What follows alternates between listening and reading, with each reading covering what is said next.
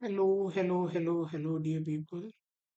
Hello, hello.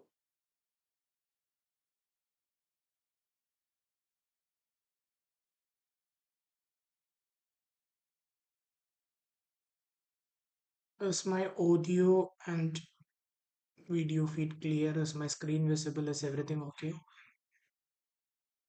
If everything is okay, please reply in the comment box, all good, so that we can start the final round of revision for the MHCET May attempt. So today, the plan is to do 5 RC sets, all which is very relevant and is based on the theme of previous year MHCET. So, initially, it'll give you 3 to 4 minutes to read the set, then 1.5 or 2 minutes per question. Then we'll discuss the sets one by one. So, that is the plan. So, what should be the thing that you should follow? First, you should read. Second, you should summarize. And three, you should keep a map. Why should we do this? Because when you read, every you should be able to segregate the very essential information from that. You should be able to segregate the very essential info. That is the first thing. And then you need to summarize it paragraph by para. And then you should have a mental map of where what, where is what. Like in the first paragraph, what is there, second paragraph, what is there, where exactly on the paragraph you can see that. That is the next thing you should be always keeping in your mind. And you guys also know how we eliminate the options. We use the Baines plus C theory. B is for broad, A is for alien, N is for narrow, E is for extreme, S is for subalters. And C is a logic based trigger, which means contradicting the data that is given in the passage. So that is all we are doing. Since it is time 3, so let's start the live stream. So I welcome you all to GradSkool's official YouTube channel. My name is Akhil KC and I am your VARC mentor. And here we are going to do some very, very amazing sets for MHCET. So let the first set begin. I'll give you 2 minutes per slide.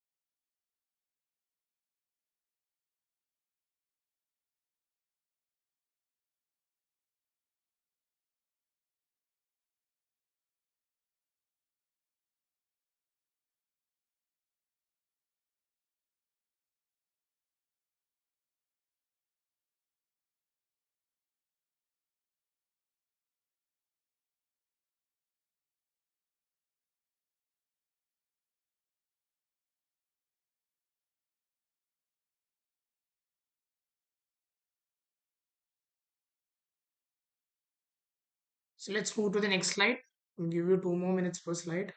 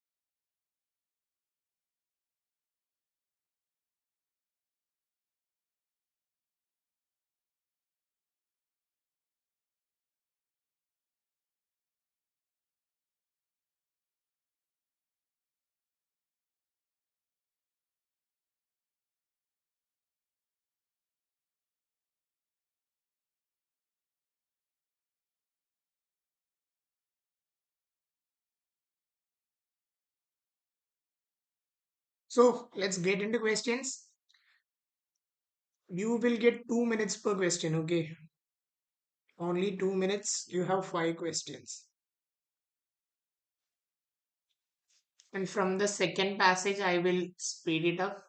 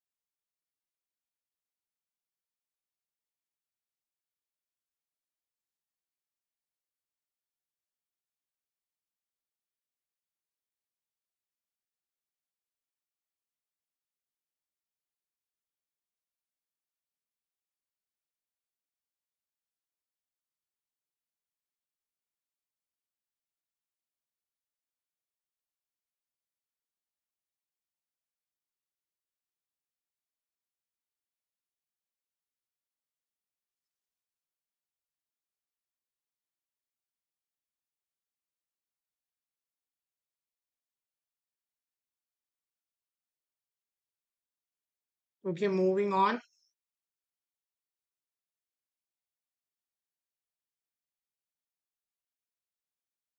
These questions are much easy. So you will be only getting 1 minute per question from this one.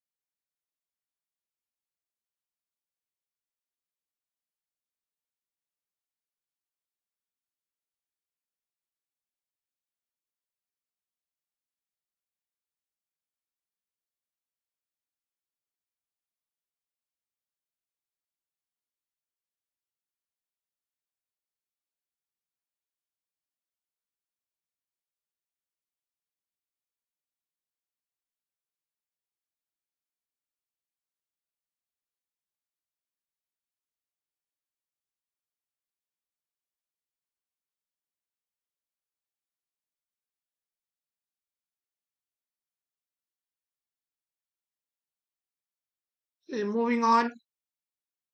Question number three.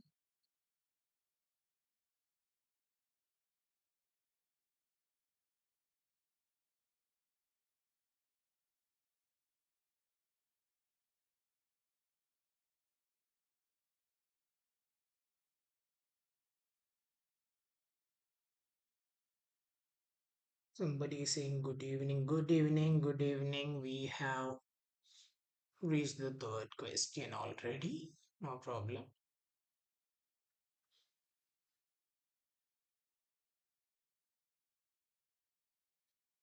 Good afternoon. Somebody is saying good evening.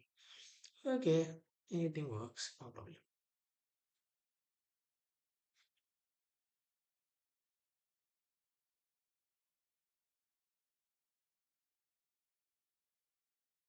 Moving on.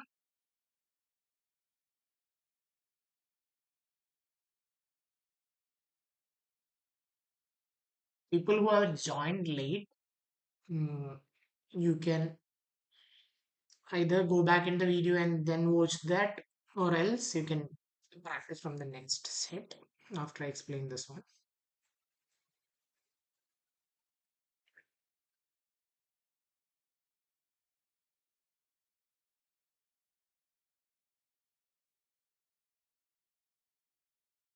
Good afternoon. No problem.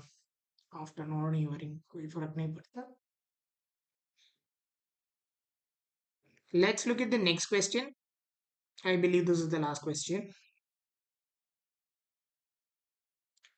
We'll start the discussion of the passage in 3:10.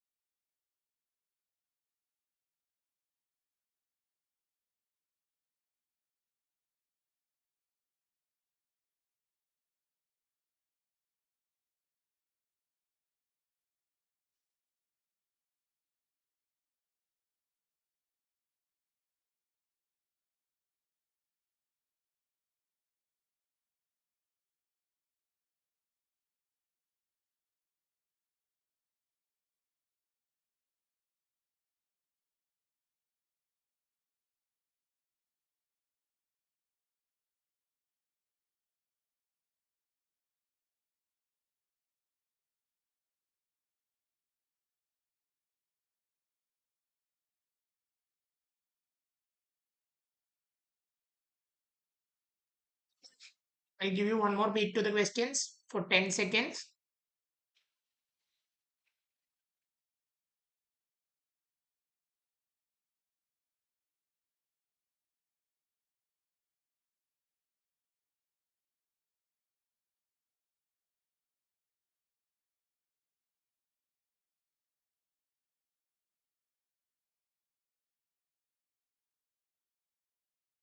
गुरुदेव के चरणों मेरा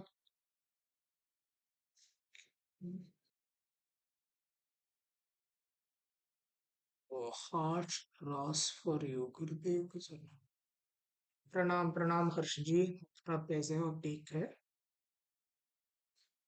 Okay.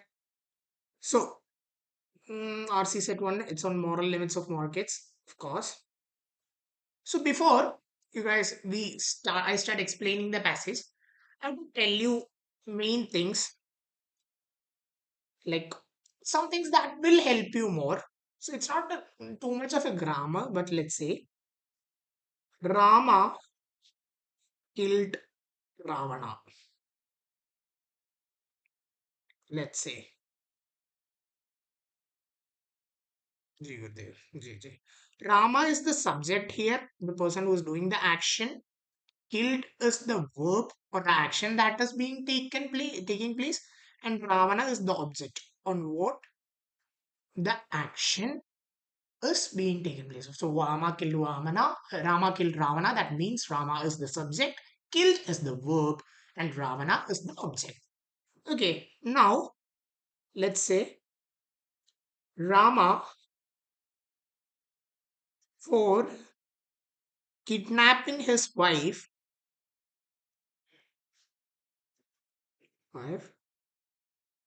killed Ravana with a bow. Still, if I look at it, the important parts is Rama killed Ravana. All these things are extra information, are extra info. The bow, for kidnapping his wife. See, all these things are extra information. So you should be able to segregate the essential information from the non-essential information. So let's try to put this in practice here. In recent decades, markets have expanded into the spheres once governed by non-market form. So there is nothing much here because only thing recent decades. So that is now what is happening here. Markets, the subject, have expanded. That is the verb into spheres of life. Okay, once governed by non-market forms. So the spheres that was not governed by the non-market forms, now market has expanded into that also. Earlier market was this, and then non-market zone was this. Now market is going to the non-market zones as well, has expanded to. Okay, let's see. So what are the, let's say, from education and healthcare to environmental protection and even personal relationship, monetary valuation has increasingly shaped decision making. Now, what are the non-market zones that are now being talking? First one is education, second one is healthcare, third one is environmental protection from two. So extensive conquering by markets to, and even personal relationship. So monetary valuation has increasingly shaped decision making. So like, right, the amount of fees paid, there's a common myth that if you pay a higher fees, your quality of education will increase. If you go to a like hospital that has a higher bill, your quality of healthcare is going to increase. Person, even though how broken he is, if he is generating a very good amount of salary, he is considered to be as a better person, and that is something that is happening in the world. So what here it is saying is that now everything is going under a single parameter, और जिसको हम बोलते हैं भैया monetary valuation. Everything, every decision is made according to the monetary valuation. So monetary valuation is directly influencing this. Okay. Proponents argue that market promote efficiency by allocating resources to those who value them the most, thereby maximizing overall welfare. Now, proponents, people who are in favor of this theory, the people who are benefiting from this theory, they argue that. Now, what are they arguing? Markets promote efficiency. Markets are prone to promote efficiency. How the markets promote efficiency? That is, efficiency means efficient use of resources. By allocating resources to those who value them the most. Now, we give money to the people who value them the most, that are maximizing overall welfare. Is it actually maximizing overall welfare? I really don't know. I really don't know. But still, that is how the markets are allocated. Okay, now the proponents are arguing that. Okay, so here, what is the main point that I have to carry away? Market moved into non-market forms, zones, and and monetary valuation is shaping decision making.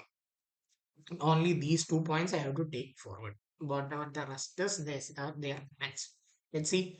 However, critics contend that this expansion carries moral consequence. Now, there are people who are against this, critics. Now, what do they say?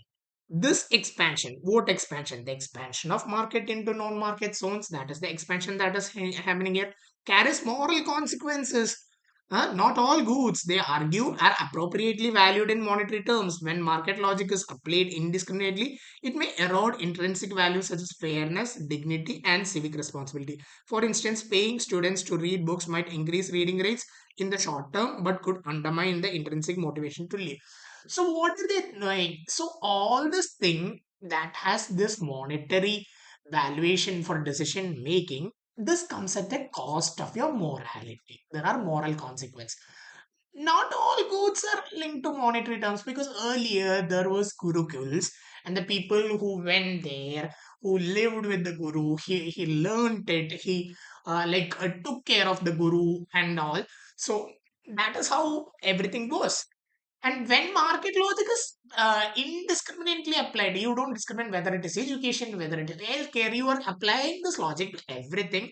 Then there are some values which are the basic of humanity. There's intrinsic values such as fairness, then there is dignity, and then there is civic responsibility. All these things will erode, that will wash away. This is against all that. For instance, pay students books to read. See, like I'm giving you 100 rupees to read for every book you read, I give you 100 rupees. Okay, guys, this is not a contract. No, nobody says that. Akhil sir came live in the class and told me that I will give them 100 rupees to read. There is no consideration, so you guys cannot sue. Okay, so like if I give you 100 rupees to read, you guys will read. You'll read for the sake of reading. You'll read. But your intrinsic motivation, okay, why are you reading something? In order to learn something. That kind of motivation is going to be driven away. So, what is this? The second paragraph, the only takeaway thing is the moral consequences of the expansion of market into non-market zone. Let's see. The central concern is that markets do not merely allocate goods. Now, there is a central concern. What is the central concern? That markets do not merely allocate goods. Okay, this is not the only case. They also shape preferences. They also shape preferences. So, they are not only allocating goods, they also shape preferences. Let's say you're a person, you're a trader, or you're a person like, then see, let's say when you go to the stock market, if you guys have traded, you guys would know that you go in, then you evaluate the P&L for the last years, and then you purchase the industry and the stock you want to purchase. You do your research, right? So that is the preference. So market is not only it does not give you an opportunity to allocate your goods, but it also shapes your preference according to past data. When individuals become as accustomed to evaluate everything in terms of cost and benefit, their moral and social judgments may shift accordingly. This raises the questions whether markets are neutral mechanisms or transformative forces that reshape societal values. See, see what happens like when you believe, like, what if I put this money into education, will I get a return? What if I put this much money into healthcare? What is the return I'm gonna get? So when you think everything in the terms of cost and benefit, that is going to affect your moral and social judgments. Let's say you have a function you have a function with your friend, it's your best friend's birthday, and of course your best friend is not going to pay you for coming to his birthday, right?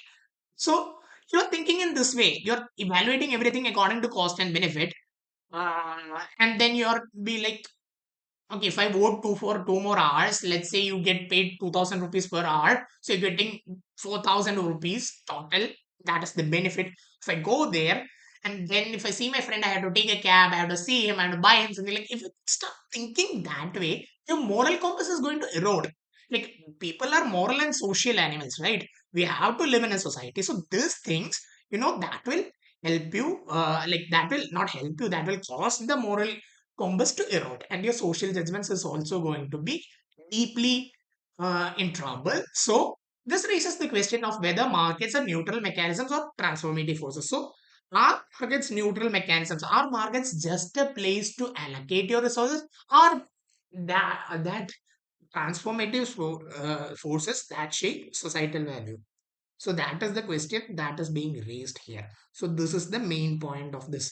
Are just markets a place to allocate your resources, or is it a transformative force that reshapes societal values? See, why am I taking so much time to explain this? Why am I doing all this diagram and all this jinky winky thing destroying my slide? It is because I want you to reach a certain level where you think like me. Where you think like me while reading. Like you have to cut through the scene while I cut. I get this to this, I connect. So I have my own way of reading. So I don't want you guys to follow my own way of reading blindly. But develop your own reading style so that everything is easy. So the question is like whether market is a neutral mechanism or a transformative force that reshapes societal values. This is the question that is in the third paragraph. Let's go to the fourth paragraph. Defenders of market expansion. Now, the defenders of market expansion are the people who support the market expansion. Let's say counter that individuals are capable of distinguishing between market and non-market domains. They argue that introducing incentives does not necessarily corrupt values, but they can coexist with them. Now, these people who are in support of market expansion, they counter this argument. Now, this is the counter argument. The moment I see this, I will get that whatever is being said in this paragraph, this concern would be countered here. Now, what is the counter they are putting?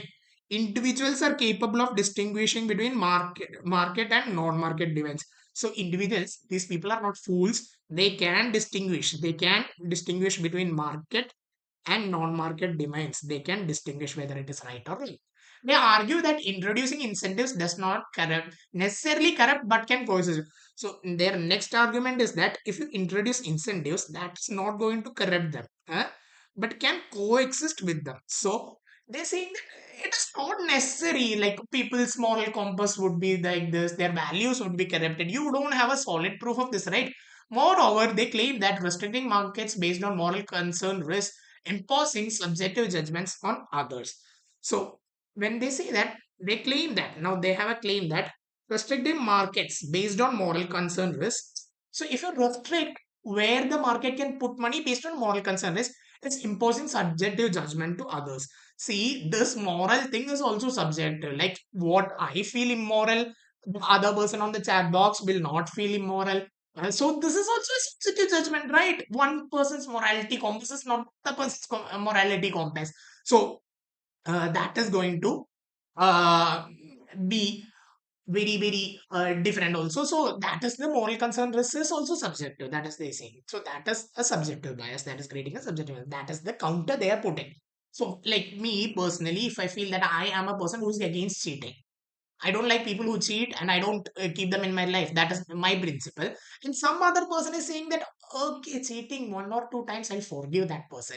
For me, in the first time, it is direct cut. For that person, his tolerance level is high. So these things, these moral concerns and moral compasses are individual things. So that is not a problem when the market and non-market forms. And there, people can distinguish it. That is their counter. The debate ultimately hinges on one fundamental question. So everything on this debate, whether the market is like, whether individuals are capable of making these choices, whether the market should expand to the non-market zone, will it create a lack in the moral judgment, everything hinges on one fundamental question: should markets be limited by ethical consideration, or should efficiency took precedence? While no consensus exists, it is increasingly recognized that the boundaries of markets are not merely economic decisions but moral ones as well. See, so what is this fundamental question? Whether market should be limited on ethical consideration, or it should, or should efficiency take precedence, or efficiency should it take the lead? No consensus exists. So there is a term which is legal called consensus ad indem, where two or more parties in a contract agreed to the contract with the same understanding, same data, and same things in mind. So no consensus, so no agreement exists. It is increasingly recognized that boundaries of markets are not mere economic decisions. So now we are recognizing it more and more. It is not only economic decision but also moral as well. So the thing is that the market expanding into non-market zone is happening, and then there are some people who argue against it, and then there are some people who argue for it, and then like there is no clarity in the end after reading all of this. This is what I get in the conclusion. Wow, great. If there is no clarity, why are you discussing all this, bro? Leave it. इसमें कुछ नहीं हो जाएगा. Let's look into the question. What is the central concerns raised by the critics of market expansion? Okay. So what is the central concern of the critics? Critics are the people who are not in support of market expansion of market into non-market zones. Let's see. The extension of market mechanisms into non-economic domains. Okay. As far so good, may recalibrate the underlying value system. This is a very, very, very good option, because social and ethical values that is under like value system underlying that has already been there, recalibrate might change, may change. Not, there's no surety. The tone is also matching. Okay, let's see. Into non-expansion of so very, so what may change this? Extension of market mechanisms into non economic domains.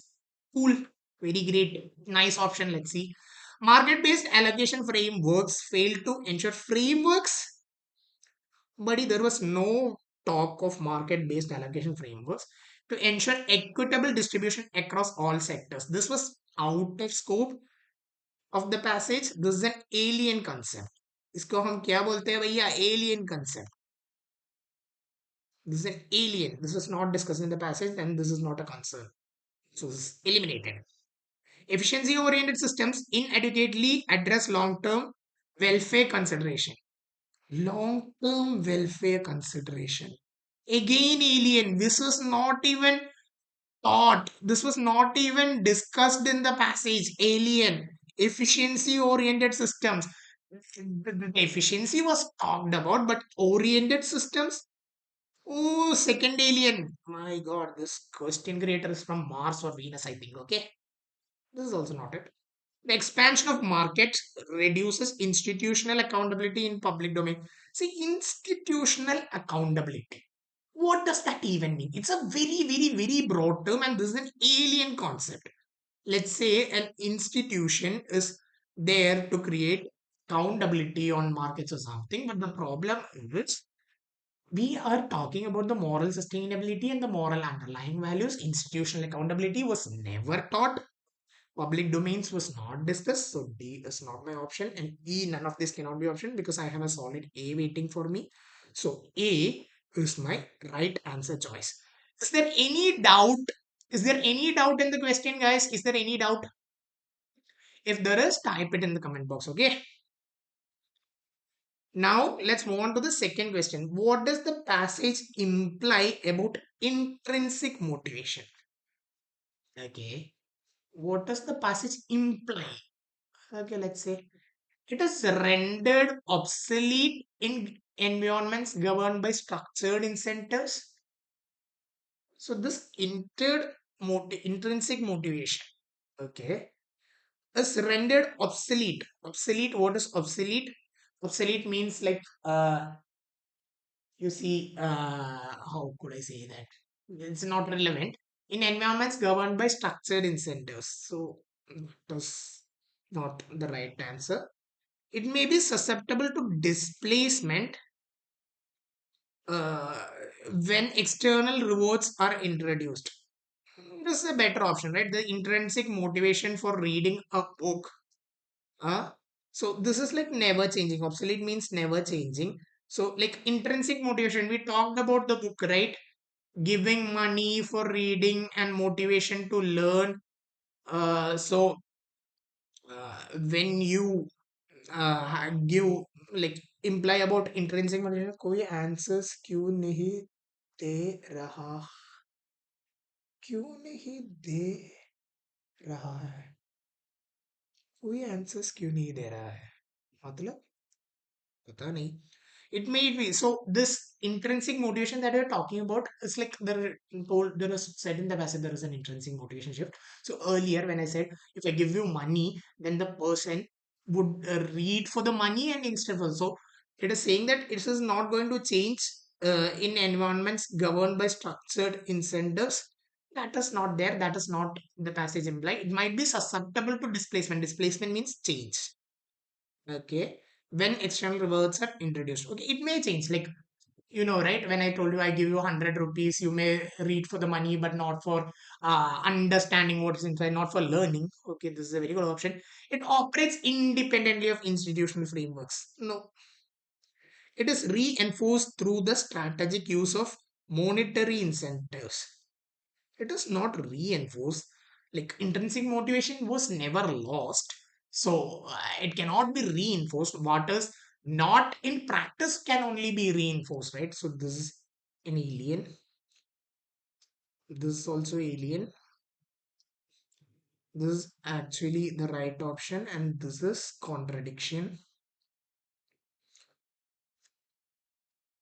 And of this why B is my right answer choice. So the second answer is B.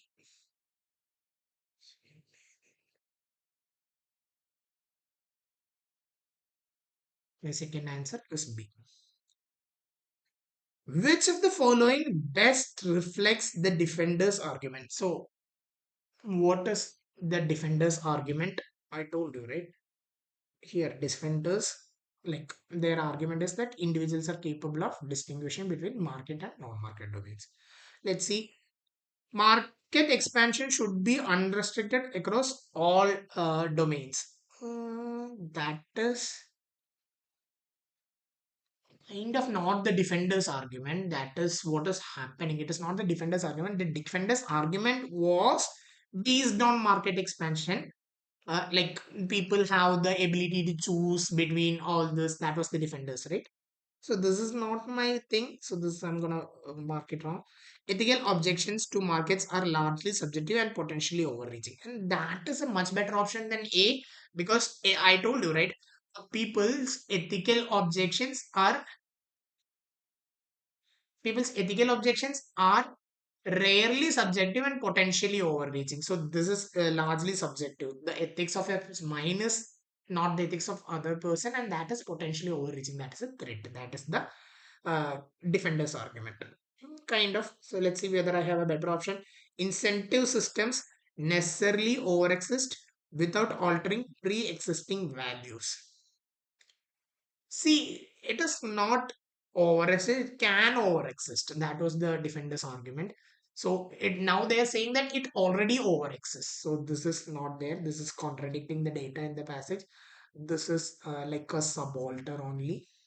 This is only partial truth, only a part of the whole. Market logic is inherently neutral and universally applicable. So the market logic, it is neutral across everybody and universally applicable. And that is also not the argument. So my right answer for this question would be B. कोई problem है क्या? Cool. What can be inferred about markets from the passage? So now they're asking what you can infer about markets. So this is an inference based question. So inferences, like I have seen many people say that inferences should not be stated in the passage, and that is the biggest myth among like inferences can be stated in the passage, cannot be stated in the passage. Of course, if it is stated in the passage and if it is given as an answer choice, it's not a great answer choice, but still you cannot consider something that is not an inference because that is merely stated in the passage. So you should always look in about that. So inference is can be stated in the passage. Inference should be only valid. The first one should be valid, should be in terms, and should have like backup with the source document or the passage. Only two things: valid from the passage and backup from passage. That is, it should not be out of scope. Out of scope नहीं होना चाहिए. So let's see. They function as neutral allocated tools devoid of normative influence. That is everything going against, right? They were saying that it is not neutral allocative tools to uh, divide it. It will create an influencing in your bias. There would be a bias there is. So this is not my option. They possess the capacity to shape behavioral and evaluative frameworks. No, that is an option which is kind of true because they will shape your behavior and evaluative frameworks according to the pay and incentives kind of stuff. So this is a very good option. Let's see. The impact is confined to economic transactions alone. No, that is the whole point of the discussion, right? When you think about it only in economic terms, your moral compass is being compromised. So no, this is not that. This is contradiction. They systematically erode and all forms of non-market values. See, now this is extreme. All forms of non-market values, they might cause. See, this is a tone mismatch. This is an extreme. Whatever was said in the passage was said in the balanced tone. Even though all of this is happening like this, there are certain concerns that are raised. So this is a very extreme tone. So this is also not my option. So my option is option B. Here is my right answer choice. It's not one of these. So I believe you guys are clear about this also. Let's look at the fifth question. Which of the following best captures the tone of the passage? So what is the tone of the passage? So like I'll give you a bit about tone. So tone is the attitude of the author. Attitude of the author, that is tone. It can widely be categorized into positive, neutral, and then negative. So let's see. Normatively critical with limited acknowledgement of counter arguments. So normatively critical. He's not criticizing. He's just kind of explaining or exposing that it is there with limited acknowledgement of counter arguments. No, every counter argument that is there was listed there. So that is not the right answer. Let's see. Analytical exposition. Exposition means exposing, just display. Analytical explanation. So he is analyzing and then he is exposing, incorporating competing viewpoints. So all the viewpoints and the counter arguments are there without definitive resolution. Yeah, he did not have a definite resolution, like whether this is strong. I told you, right? I was disappointed when the end of the message doesn't have a tail end. So this might be my answer. Let's see. Strongly prescriptive in advocating ethical concerns. He is not prescribing anything. Like this is something, this kind of ethical things should be taken into consideration when you're investing on markets or when the market is expanding. He is not prescribing anything. So this is not my answer. Detached and descriptive without evaluative engagement. No, he's evaluating everything. He's attached and he's not just descriptive, he's analytical. He's analyzing everything. So the answer to this question is 5B. It is analytical. He's analyzing and he's exposing, incorporating all the competing viewpoints without a definitive resolution. So that is it. Somebody got the answer wrong, no problem. This tones questions are a bit tricky. That is why I take up this kind of questions in the workshop. So when you go for the real exam, you can do them in a jiffy. So we are speeding up the pace, boys and girls. We are speeding up the pace. From now, this is the second RC set. I'll give you 2 minutes per slide for reading, and 1 minute per question. That is only what you're gonna get. Okay. Because MHCT is a paid game, you need to put in as much answers you can while you do it. So your time starts now.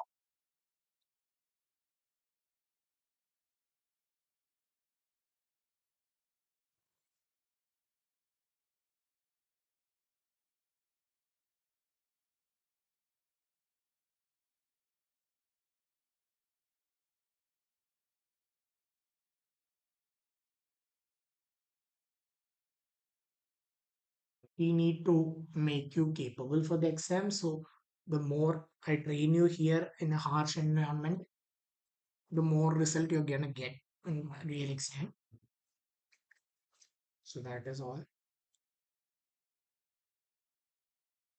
Don't mind, I am having a cold.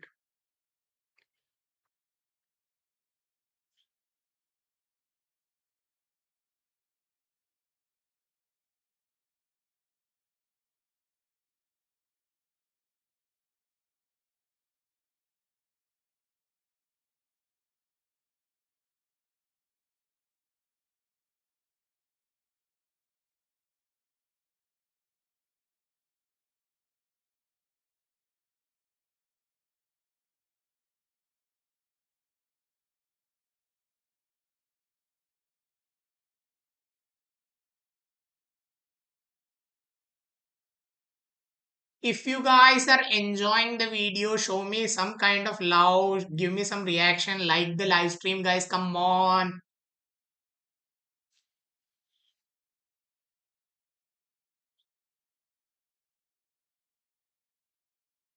Done. Okay. 10, 9, 8, 7, 6, 5, 4, 3, 1. Okay, go. Next slide. The slide is only, you will get only 1 minute per this slide. Okay, this is very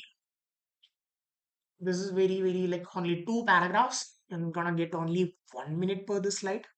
Very less number of words.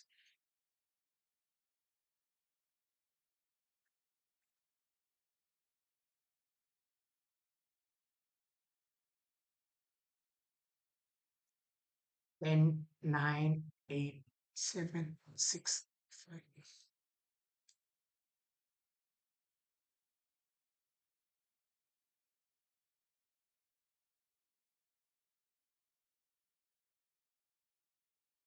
Comment 10 when you guys are done. It's just two paragraphs, guys.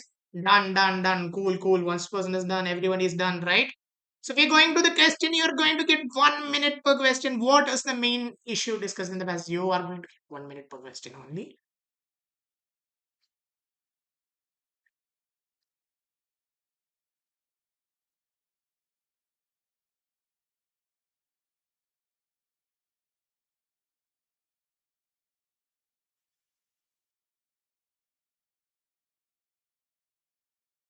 Everybody is on fire. I guess the April attempt did not go that well. Whatever, there is no use crying over spilled milk. Whatever was there in that time, you did your best. Now you should focus on the next upcoming exam and then get into your dream college. I would sincerely request you as your teacher not to waste any sort of time, because the payoff is huge. If you are wasting one more year for preparation without a job, that is going to prove difficult when you're sitting for a B school interview, right?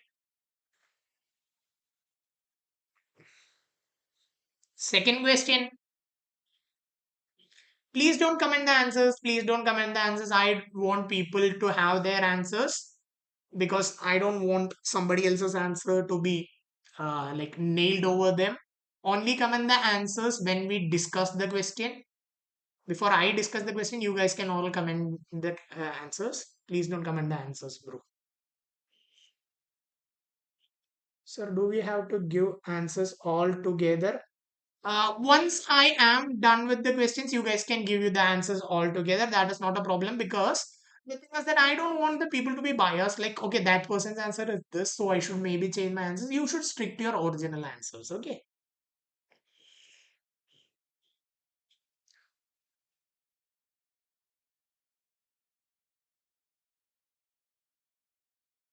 Bro, I told you now, don't give answer, question by question answer. Just keep your answers with yourself. Once the discussion is over, like once the questions are over, you can post it together. Okay.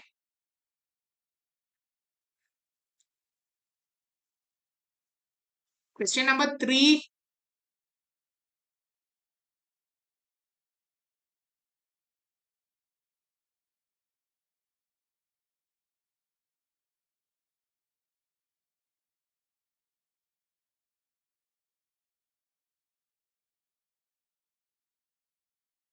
If you guys are liking, like enjoying the live stream, come on, give me some sort of reaction, people.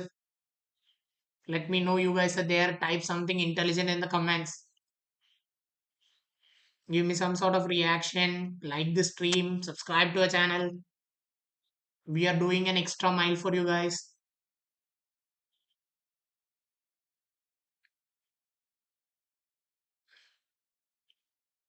Question number four.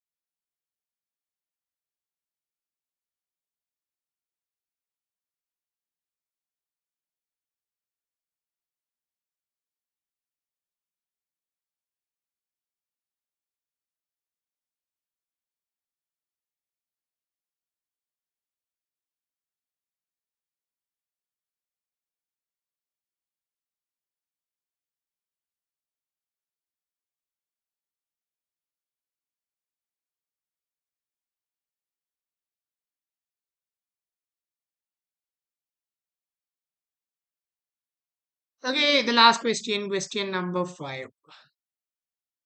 ये हम है हमारा अखिल sir है और ये हमारी RC की पढ़ाई हो रही है। अरे क्या बात है। सभी शायरी बन गई। बहुत अच्छा, बहुत अच्छा।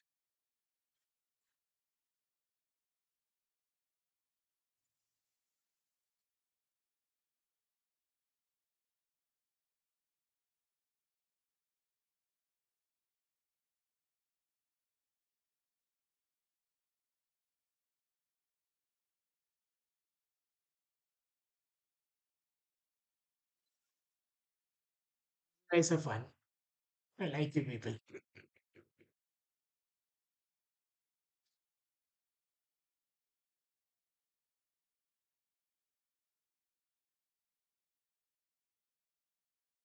So I'll give you one more peek in the questions if you just wanna check. 10, 9, 8, 7, 6, 5, 4, 3, 2, 1, 1. 10, 9, 8, 7, 6, 5, 4, 3, 2, 1, done. 10, 9, 8, 7, 6, 5, 4, 3, 2, 1, done. 10, 9, 8, 7, 6, 5, 4, 3, 2, 1. Okay. Now we get into the second set of MHCET revision practice. It is based on AI and human judgment. Okay. So we follow the same procedure. We read, we summarize, and we map. That is the thing we're gonna do. So let's read. Rapid advancement of artificial intelligence has led to growing reliance on algorithmic systems in decision making processes ranging from hiring to criminal discussion, uh, justice. So, the thing is that artificial intelligence इसके हम पढ़े लिखे लोग और साधारण लोग दोनों क्यों बोलते हैं भैया एआई तो AI has given a rapid advancement and इसके वजह से due to this the reliance on algorithmic system AI are run on algorithm in decision making process is very high. And that too in very much fields. You are hiring a person or whether you are prosecuting a person, that is criminal justice. It is very high. So algorithmic systems of AI is influencing, is being reliant, or all the fields are being reliant on AI for decision making. Okay. The systems are often perceived as more objective than human judgment as they rely on data driven models than subjective intuition. See. Now, these systems, they are more objective, they're not subjective. They're more objective than human judgment because they do it on data instead of. So, they are more reliable on data instead of. So, let's say you're a judge. So, like, I'm a judge. Let's say I am a judge. So, somebody is coming in front of me and they stole a poor woman's purse. So this woman reminds me of my old grandmother. So I would give him more sentence. Somebody who are not does not have that much. Let's may give him a lighter sentence. So this is all subjective things, right? Yeah, no subjectivity, only objectivity. What is the thing in the Indian Penal Code? Is this guy did he steal because he was hungry? Because his wife is going to die? No consideration into all of these things. This is the penal code. This is the objective thing. I'm going to do it. Fine. Okay. That is the thing. Okay, let's see. However, this perception of objectivity has been increasingly challenged. So, this perception of objectivity, the way only you to take data from the data driven models, has been increasingly challenged. So, this one is like how AI affects decision making, and this thing is extremely challenged. So, that is the second paragraph's main sentence. Let's see. Algorithms are trained on historical data which may reflect existing biases and inequalities. As a result, rather than eliminating bias, such systems can perpetuate or even amplify it under the guise of neutrality.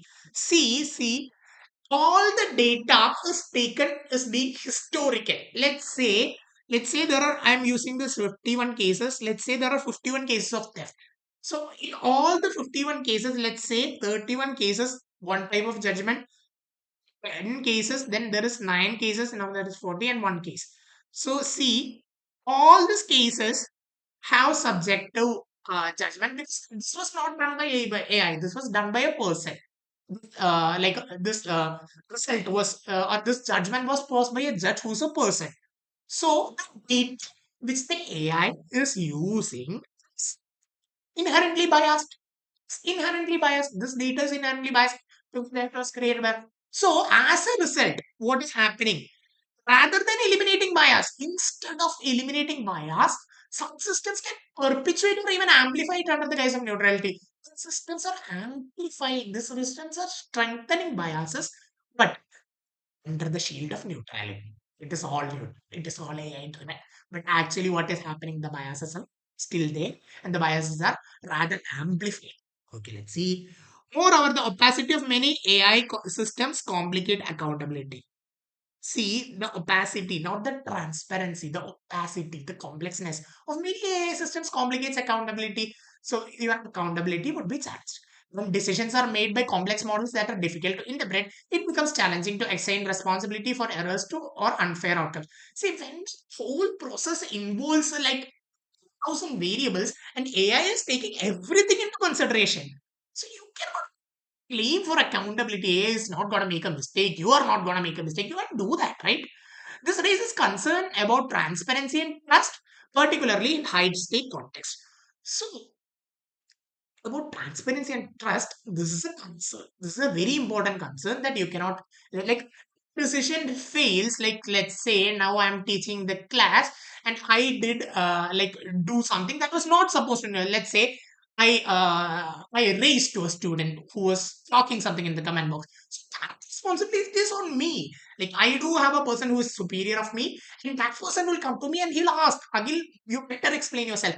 AI, when it is making a decision, it is considering thousand kind of complex variables and everything. So the person who run, he also cannot take the responsibility, right? Because he don't know the entire parametrics. It is fully opaque. So on high stake environment, it is really difficult.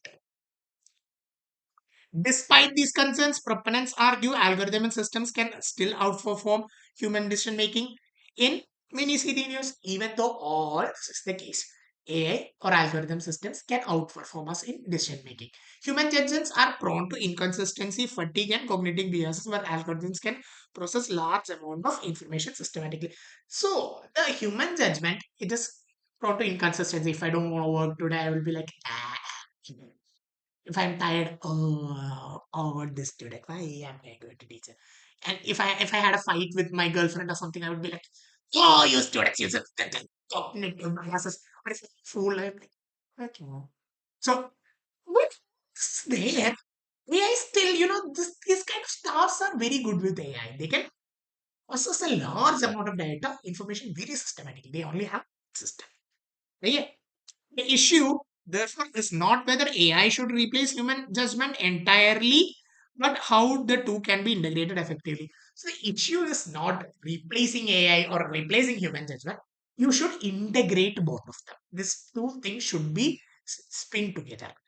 Hybrid approach that combines computational efficiency with human oversight may offer a more balanced solution, mitigating the limits of both. So, if you have a hybrid approach that combines computational efficiency of AI with human oversight, that means the AI does the repetitive tasks, the humans oversee them, then may offer a more balanced solution and mitigating the limitation. So, that will offer you a more balanced solution and that will mitigate what the limitations of both the limitations of AI and human decision making would be mitigated, would be removed, or would be reduced.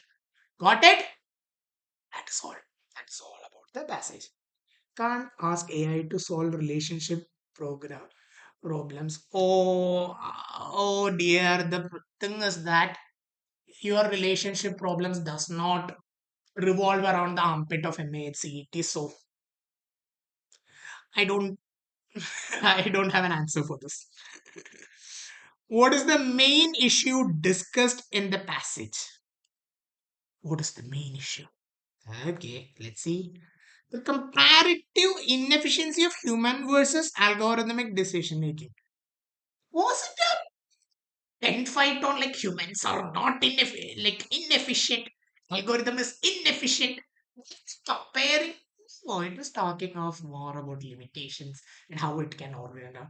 So this is extreme. This is not my answer. The structure limitations and potential of algorithm driven decisions. Seems like a very good choice.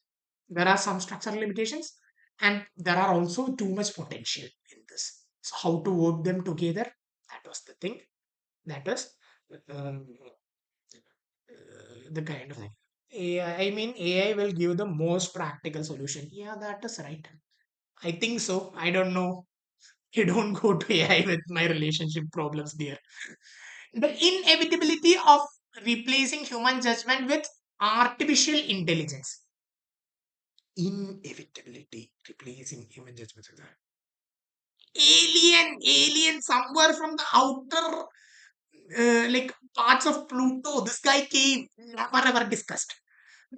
Reliability of data centric models in complex environments. This is a subordinate. This is only a part.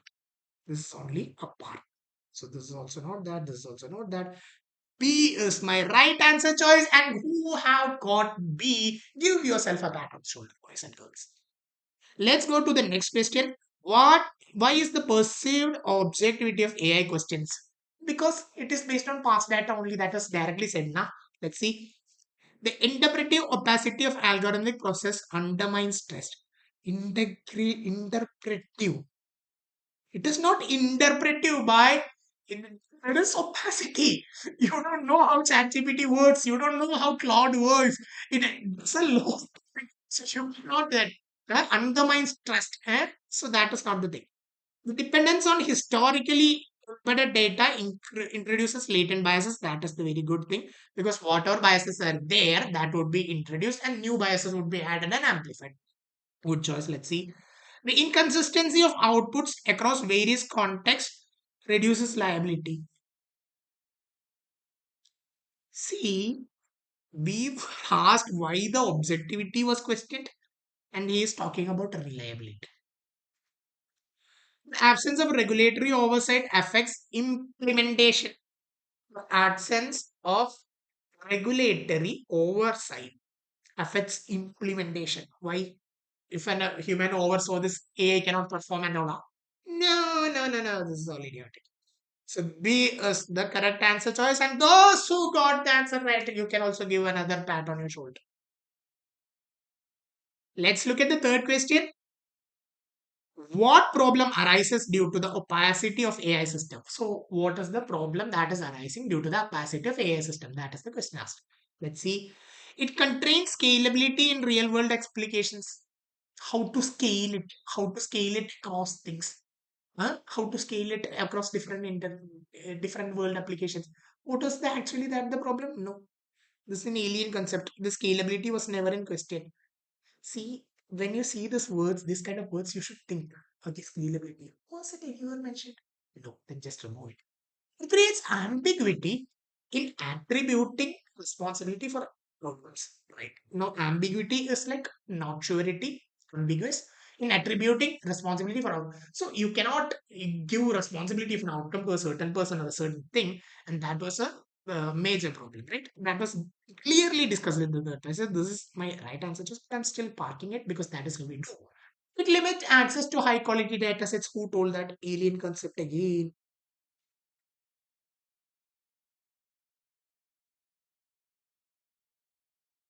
It reduces computational efficiency in decision making. Again, contradicting. This was not even said in the passage. Why, bro? So B is my right answer choice here. Whoever got B, give yourself a pat in the shoulder. If there's any doubts, you can ask in the comment box.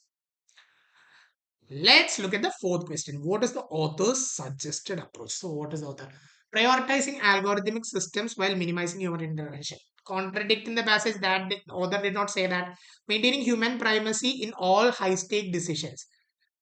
Mhm.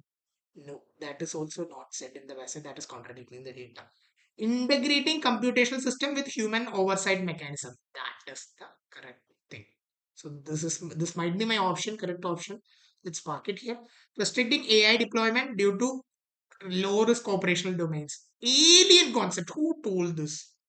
So C is my right answer choice.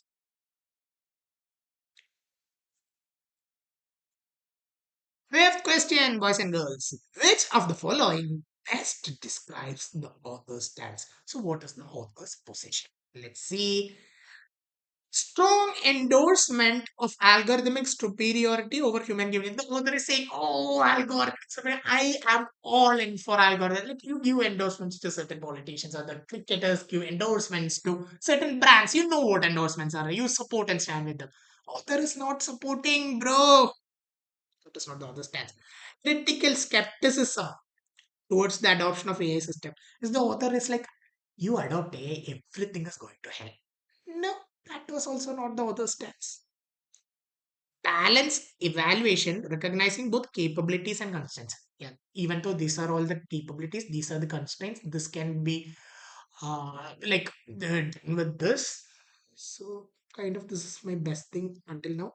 Indifference towards the implication of AI integration. I am not a person of AI. Did author ever say that? No.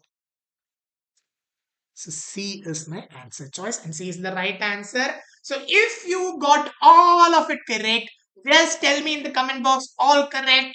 And you guys are MHCT ready, so we'll go to the next set. If there is any doubts, ask me now, people. My students are all on fire today. Everybody. How do you like the level of the questions? Is it in par with MHCT or is it bit over MHCT? The level of difficulty. Tell me, guys. Can we go to the next set? All correct. Wow, wow, wow, wow. Great, bro. Great, great, great. So let's go to the next one without wasting much of a time. This is rapid practice. The RC third RC set is progress and civilization. So I'll distribute the time accordingly. Okay, boys. Okay, all cool. Okay. If there are any doubts, then ask me now. Or else just type all clear. MHCET level. Proper MHCET level, right? Cool, guys. I give you 2 minutes per slide. Only 2 minutes, only three paragraph. Come on, your time starts now.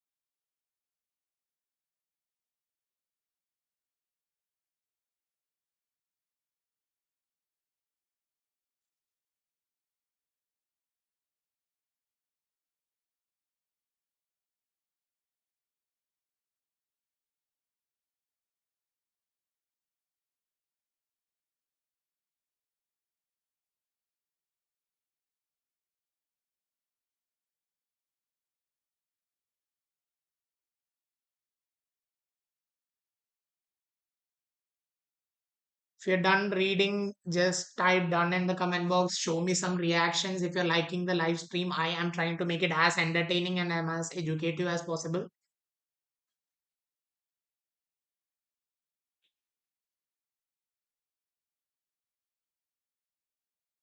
Done, done, done. So let's go. 1 minute for the slide.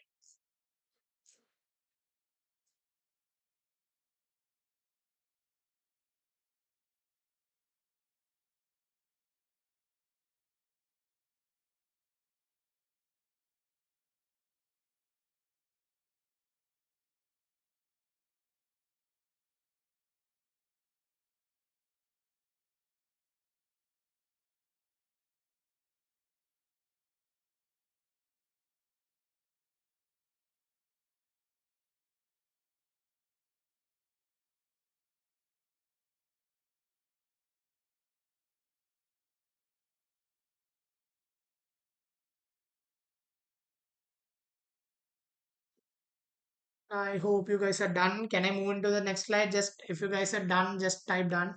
Done. Cool, cool. So you'll get 1 minute.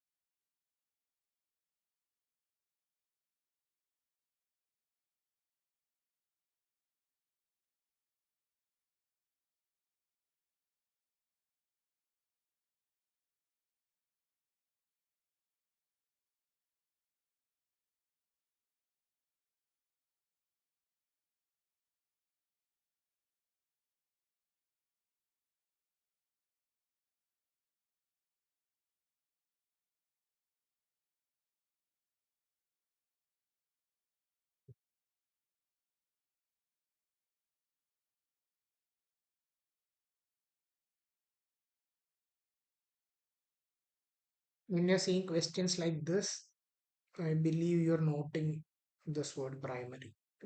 Please don't type in the answer, brother. Keep it with you. You can type it once all questions are over. What can be inferred about technology?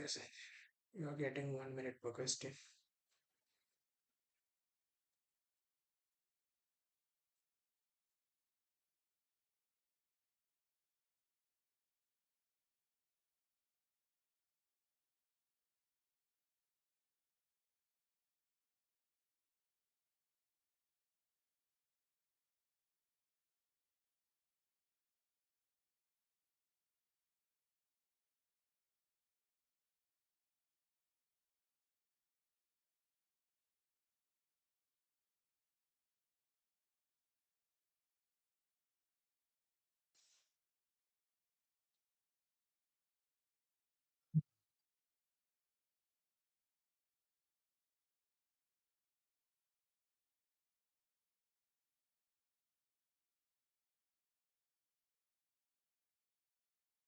I reside in Kerala and it's too hot here.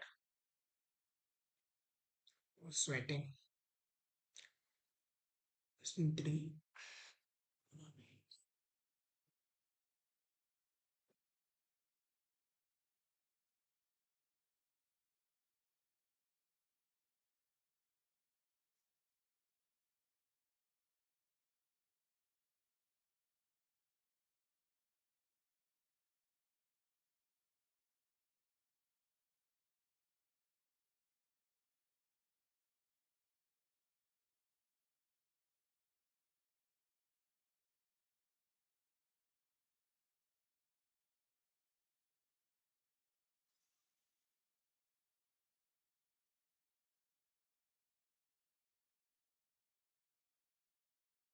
Question number 4.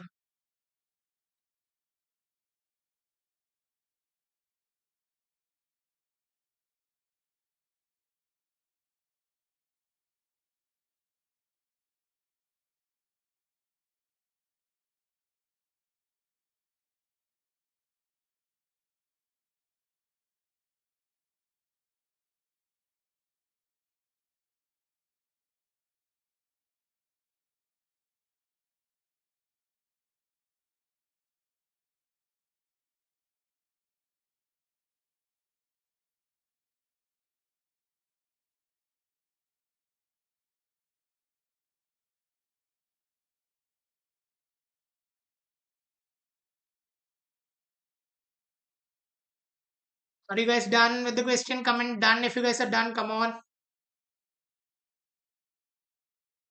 Is the time enough?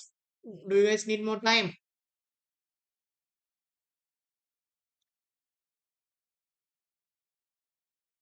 Okay, next question.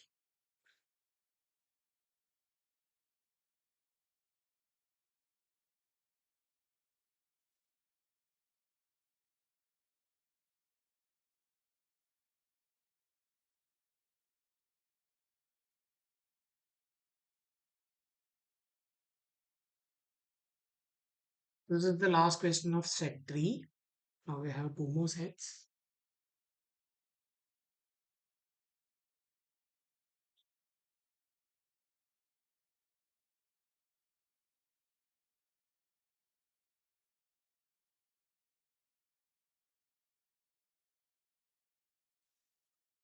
Done, done, done, done.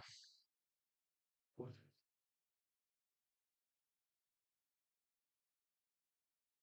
So I'm going to give you one more sneak peek for all the questions for 10 seconds.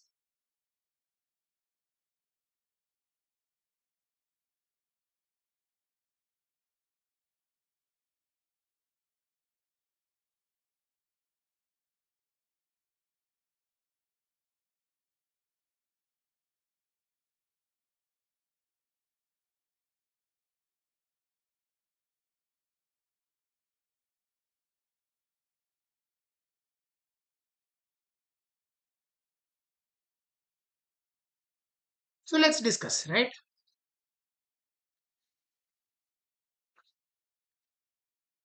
So the RC is on progress and civilization. Let's see. The notion of progress has long occupied a central place in modern thought. So the notion of progress has occupied a central space in modern thought. Among the modern thinkers, it has occupied a central space. What is notion of progress? Let's see. It suggests that human societies move forward over time, improving in areas such as technology, governance, and quality of life. So it suggests that human societies move forward in over in time, like 10 years before or like 100 years before, the car was somehow different. The governance was somehow different. The quality of life was somehow different. We are moving forward. Okay. This belief has driven innovation and reform, shaping policies and aspirations across India. So this belief is what? Shaping policies and aspirations across nation and also driving innovation and reform. So the innovation, the new technologies coming, the reforming of the new things, shaping new policies, aspirations across nations, everything is based on this belief of the notion of progress. Again, however, the idea of progress is not without its critics. Now we are getting here somewhere. Notion of progress or the idea of progress has also critics. Some argue that it imposes a linear narrative on history, ignoring the complexities and setbacks that characterize human development. Some are saying that this is a linear narrative on history. It's not an exponential narrative or some sort of thing. It like the setbacks that we get. Let's say about Delhi. Delhi has been like one of the biggest zones of India for its development. It is one of the most populated cities in the world. So there are setbacks, there are complexities. Bangalore is the cyber hub of India, but the complexity is that for traveling 5 kilometers, you will need at least 40 minutes. Mumbai is the finance capital of India, is the fashion capital of India, but still there are problems. Technological advancements, for instance, may improve efficiency but also can lead into unintended consequences such as environmental degradation or social dislocation. See, whatever the technological advancements that was meant to improve the efficiency. So, like people started the cyber hub in Bangalore or the capital in Delhi is for convenience. But the problem was that it had unintended consequences. They did not think about these consequences would happen. The first thing about environmental degradation, Delhi, social dislocations. But like when you used to live in Bangalore in the weekends and all, I never go out. Why I don't go out? Because I know if I step out of the foot and if I had to go to my brother's place, which is like 3 kilometers away, it is socially dislocated from the place I'm sitting because what is the problem? It's only 3 kilometers. I can walk there and maybe reach in like 20 to 30 minutes. But if I take an auto or something, so if it is more further, what can I do, right? So that's it. Moreover, the assumption of that all societies follow a similar path of progress has been questioned. So every society follows a similar path of progress. That assumption is also questioned. Assumption is like logical belief. You guys know, right? You guys have, I believe you people have gone through the critical reasoning class created exclusively by ALP sir. Two classes are there. And let me tell you, that is the best thing you can get in critical reasoning. If you watch that, there will not be one question about that. What is considered advancement in one context so may not hold the same value in other. Cultural diversity challenges the universality of single model of progress, suggesting multiple pathways may exist. So this is not like every society will not agree progress. You know about the Jellicut issue, like it was a burning issue that the festival of Jellicut that was like celebrated all over Tamil Nadu was kind of banned during my college days. So what happened was protests were there, so they were saying that it is harmful to the people, but the thing is that it remarked an remarkable social culture that was been in there, and then like the court they revoked the court revoked the order of stopping Jellicut, and everything was happy. So what may be good for one society may not be good for the another society. Okay, fine. Defenders of the concept maintain that despite its imperfections, the idea of progress provides a useful framework for evaluating change. Even though progress has imperfection, this is an usual framework for evaluating change. Earlier, let's say it took me like 3 days to travel to Delhi. Let's say I only had train. Now I can do it in 2.5 hours. So this is from you are getting a framework or a frame of reference for evaluating. Okay, with some notion of improvement, they argue it would be difficult to justify efforts towards uh, reform or development. When you're developing in one era and one place and another place is degradation, you cannot argue that you are actually improving. Okay. The debate over progress is not about rejecting change altogether, but about critically examine how change is defined, measured, and pursued. See now, like it's not about rejecting change altogether. We cannot do that. We need to improve, but we should also know how the change is defined, how the change is measured, and how the change is pursued. Is it for good? Is it giving a great opportunity? Is it defined as a good thing? It raises important questions whose standards are used and whether progress should be seen as a universal or context dependent phenomenon. So, progress should it be simply on one domain or should it be universal? That is the question that the author leaves us with. You guys would have heard about sustainable development departments in a lot of the MNCs. There is heavy hiring happening in sustainability management. Why? Because now the companies is saying that progress should be universal. Let's say you start a plant and you get $3 billion in 1 year, no problem. But the earth will end in 5 years. What you're going to do with $15 billion and the earth ends? So the thing is that progress should be universal. So that whether that should be universal or context dependent, that is the open-end question that the author is leaving us with. Let's look into the questions now. Did you understand, guys? Is there any doubts here? If there is any doubts, tell me. What is the primary critic of the idea of progress? What is the primary critic? It privileges a linear interpretive frameworks that underrepresents discontinuities. It inadequately captures the technological externalities in modern societies. This is not the right answer. This is a good choice because I told you like it's a linear interpretive framework and discontinuities like the lackings, they're underrepresented. It is a very good. That is the primary critique that is there. It rejects the possibility of multi-directional historical evaluation. Oh, multi-directional historical evaluation. I never seen this term, and it rejects. That's too extreme. So this is not my option. It assumes. Wow. Economic development as the sole metric of advancement. Never assumes. That was not the primary critic. The primary critic was that it was linear. Like, the thing was that like I told you, right? If you succeed in one domain, if you succeed in Delhi, and then there is a discontinuity of the nice unpolluted air, that was not considered. So A is my right answer choice, and that was the primary critic. You guys would have been struggling here because this is the primary critic. All these things They are secondary critics, but the thing is that their action verbs rejects, assumes, it is uneducatedly captures. So all these things you should always think. So when you're reading, subject plus verb plus object is the important thing. I have said it in the beginning of the video only. What can be inferred about technological advancements? So what you can infer from the passage? Infer. Let's see. They are contextually beneficial but structurally destabilizing in more. So they're in the context they are beneficial, but they are destabilizing the structure in most cases. That is kind of extreme, right? In most cases, it's just structurally destabilizing. If it's contextually only beneficial under this context. No, it's kind of extreme, not my option. Their contribution to progress is contingent upon broader social impacts. Technological, their contribution to progress is contingent upon broader societal impacts, right? That is the way.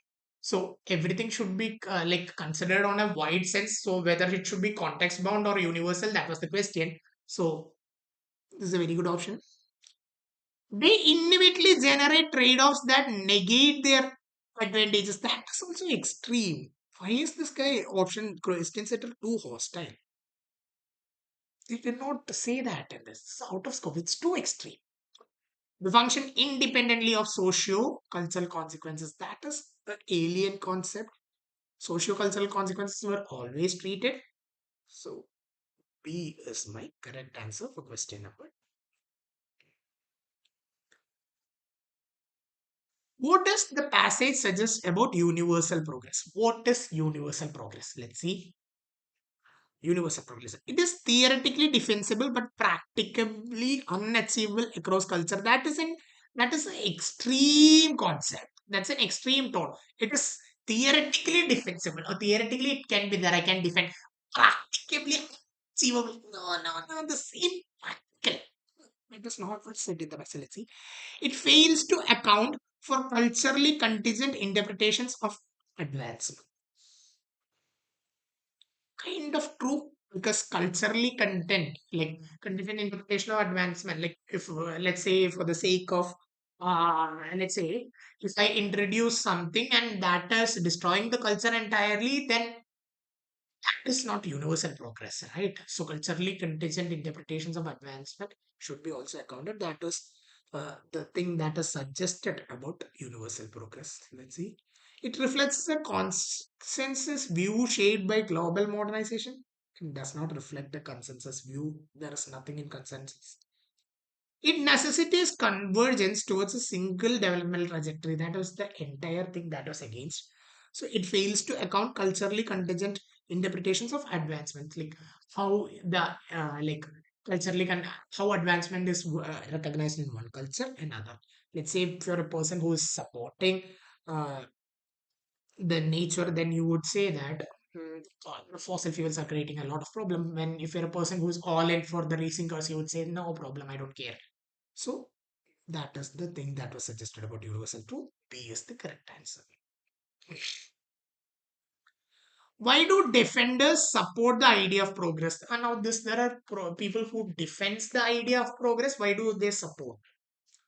It provides an evaluative benchmark of its concept, despite its conceptual limitations. That is the only reason they separate it. We can still evaluate how much we are in progress, right? That is the reason why they have uh, kind of why did they kind of support it.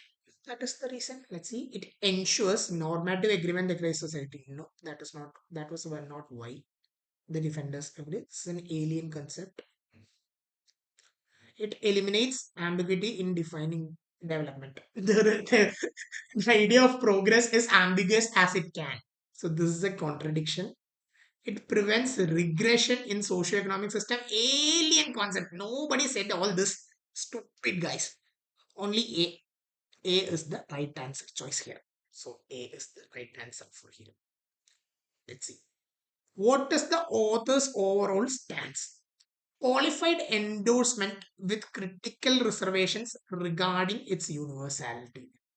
He's standing with development, kind of supporting, right?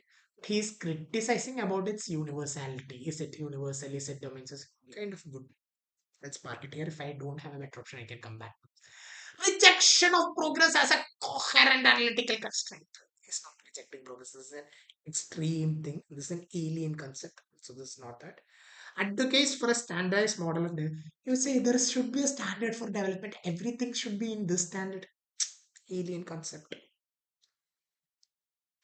Neutral description without evaluation. I am not all in for this. I am just evaluate. It was not there. He was with like development, everything for development for in progress, but like he did have critical concern regarding its universality. So you're saying that it should not be context centered, it should be universal. So A is the right answer choice.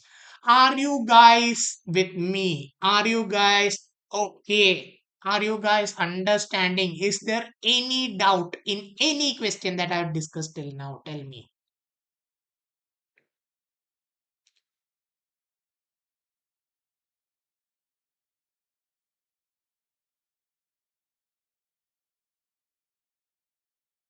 Tell me, people, is there any doubts? Tell me, tell me. Tell me in the comment box. English faculty is favorite. Oh, dude. Whatever. So let's go to the fourth set. 2 minutes for the slide.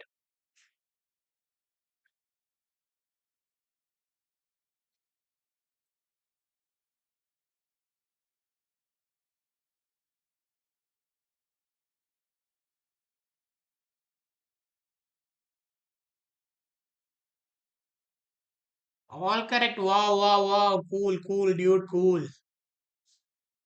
You're on fire today. Maintain that flow state on the exam. Everything is going to be good. I hope to see everybody sitting in this live at JBIMS next year telling me that, sir, will take you out to lunch.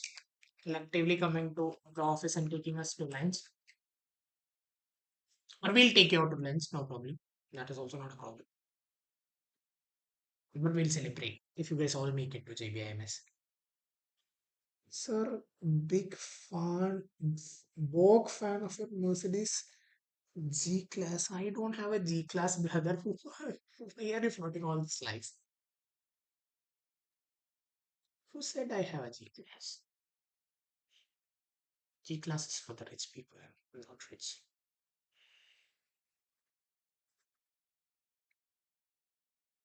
Next slide. We'll get 1 minute for the slide.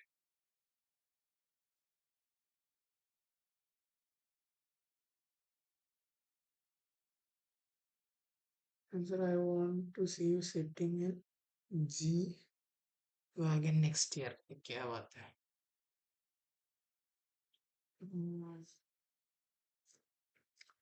G wagon थोड़ा isn't it a bit expensive, brother?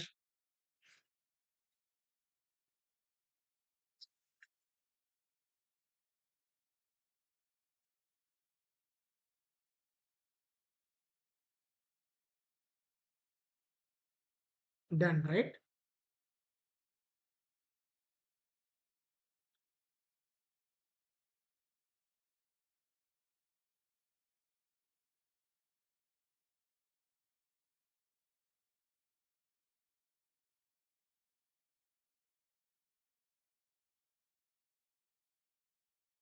Are you liking the session? Are you guys enjoying the session?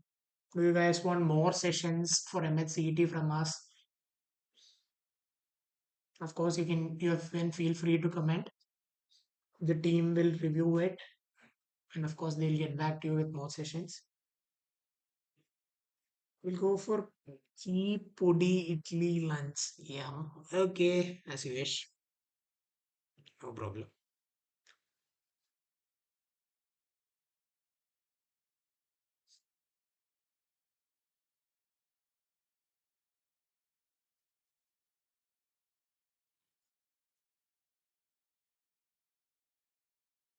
Question.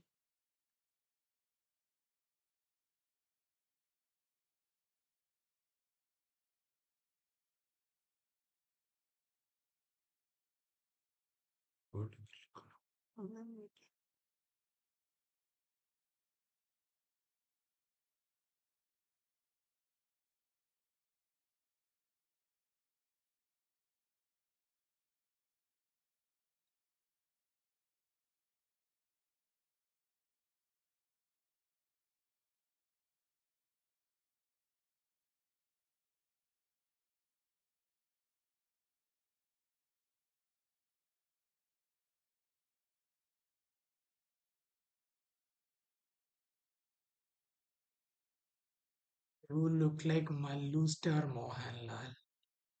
Bro, don't come near Kerala. If Lalatin fans see us hearing this, they'll beat you to pulp. But thank you. It's every Mallu boy's dream to look like Mohanlal. He's really charming. Even us in his 60s, 70s now. Still looks like a wow.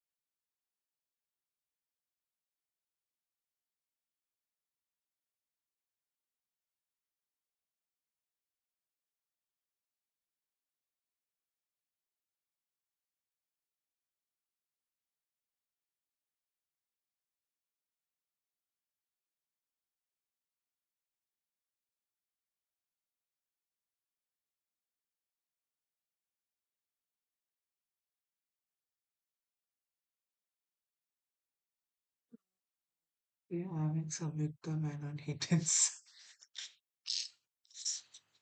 Don't do that. Don't do that. I don't have any sort of Samyukta Menon or somewhere.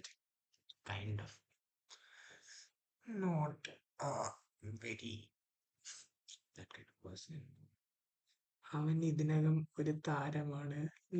All pardon for any mistake. So happy you guys are trying. അവൻ ഇതിനകം ഒരു താരമാണ്. That's correct.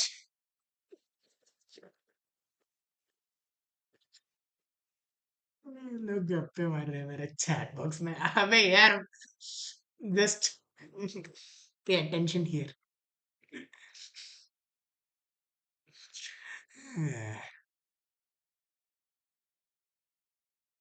Harsh be like, what is happening in the chat box?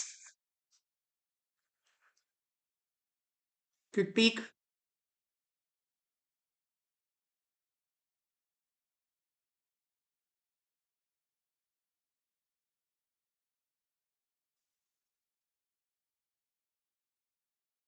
Samyukta Menon from Amritsar. Is she from Amritsar? She's from Kerala, bro.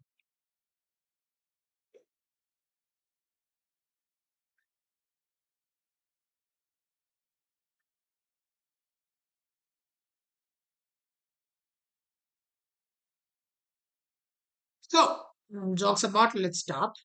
So, the Horsey set is on habits and self control. Let's see. I'll change my thing to green.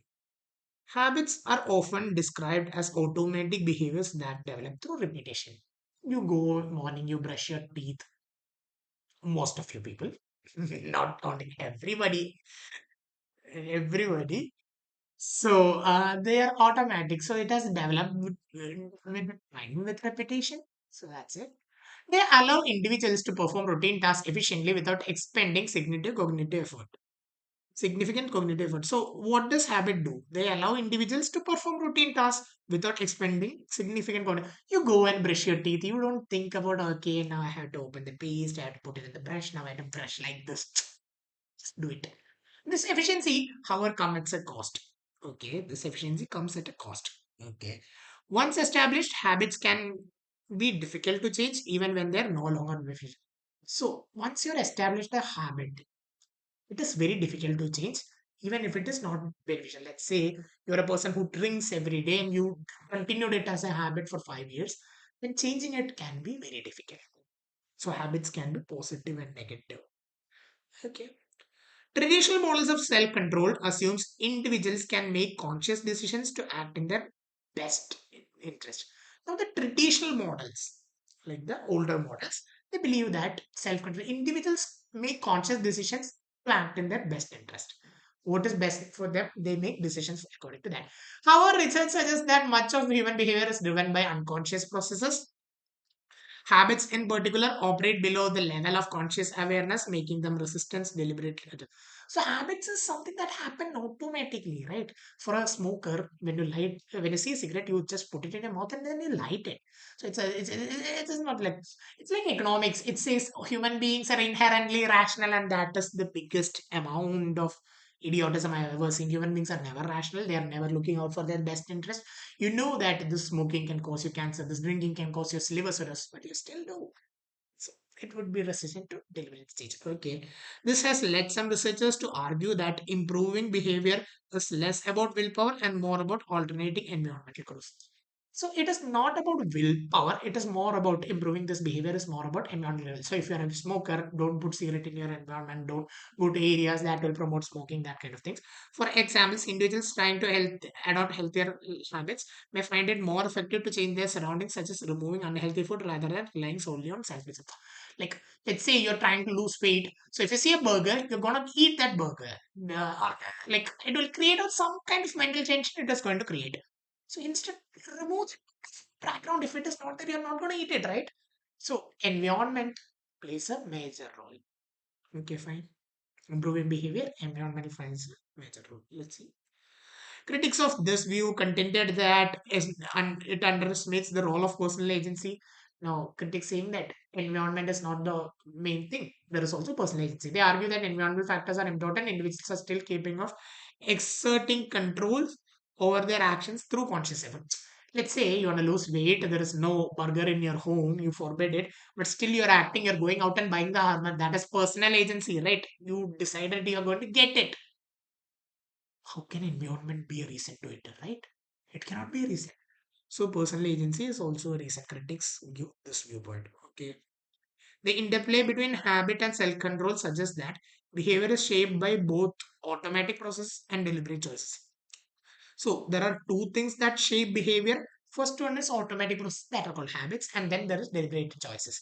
Understanding this interaction may provide more effective strategies for behavioral change than relying on either approach alone. So you should integrate both these things. You should understand how each one plays a role on this. Cool. Great. That is the thing. Are you guys like with me on this? Then we can move on to the questions. Tell me, guys, is there any doubts? Any doubts regarding the passage, then tell me now, or else I'm going to move to the question.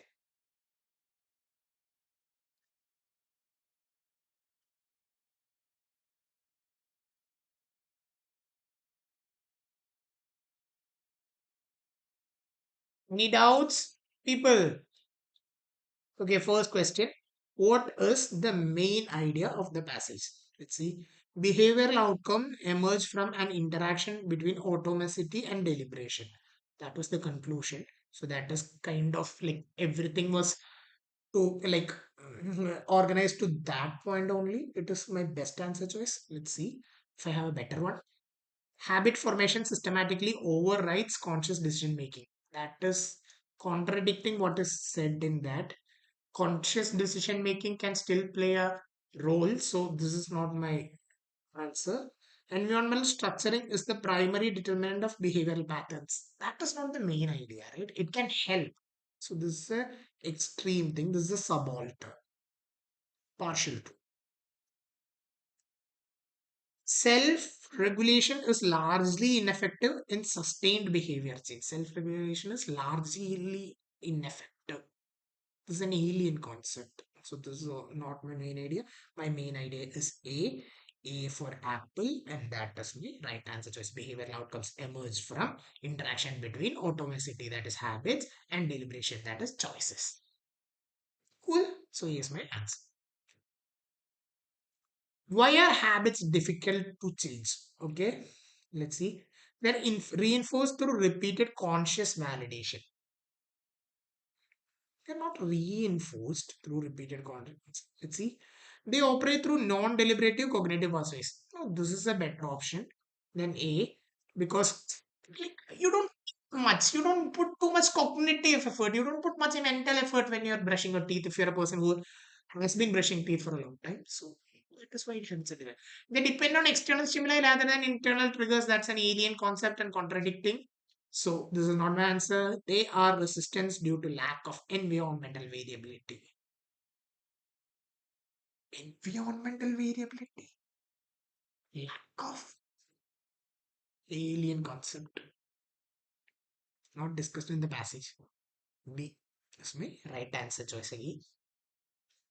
Let's look at the third question. What strategy do some researchers suggest? What is the strategy they do suggest?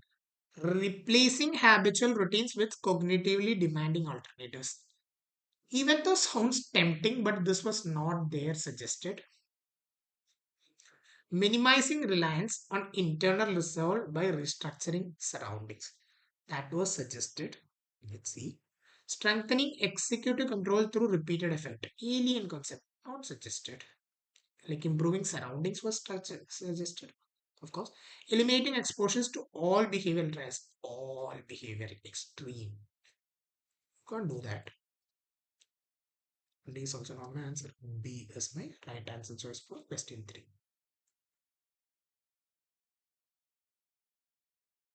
What is the critic's argument? Okay, what is the critic's argument? What is the critic? Personal agency was the critic argument. Behavioral change is exclusively determined by integral cognition. Integral cognition has nothing to do with this. This is alien concept only. This is not my answer. Environmental interventions undermine autonomy. Undermine autonomy. No, never say ever said in the passage in the critical argument. Individuals retain the capacity for intentional regulation. Kind of true.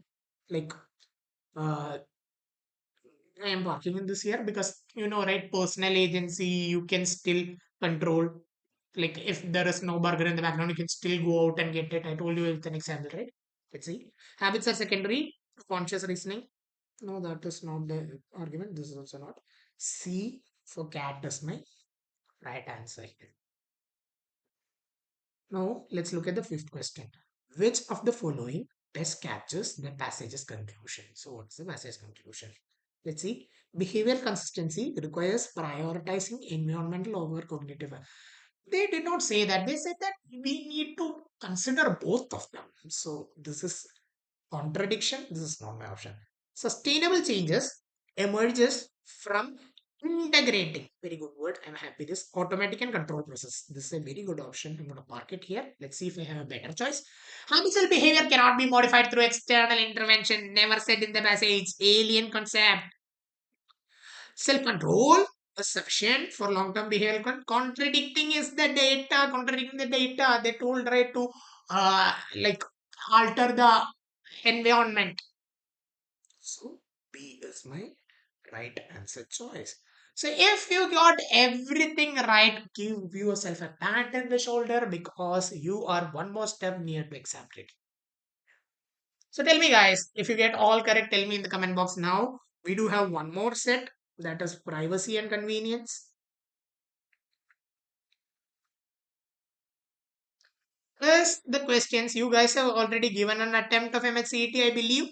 Are the questions at MNCET level? Are you guys enjoying the live stream? Show me some kind of reactions in the chat box, people. Come on. What are you guys doing? All right. Ha ha ha. You're on fire today. Cool, cool, cool. Come on, people. Come on. Show me some kind of reaction. Are you guys enjoying the stream? Give me some sort of reaction in the to the stream so that I can see in the side of my screen. Somebody's giving loud. Cool, cool. Are you guys enjoying? Oh, somebody's okay, some sort of smiley. Even I don't know whether it's star or a ring. I'll go with it. So, minutes per slide. Come on, guys.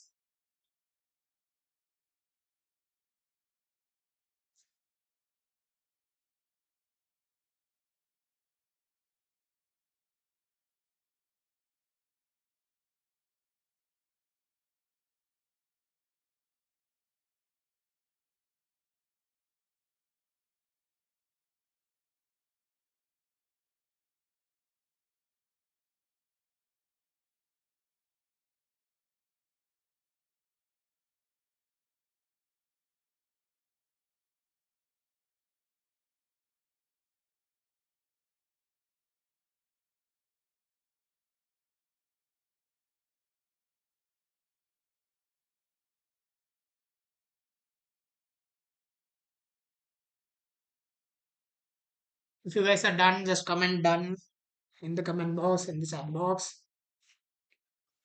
Come on, people.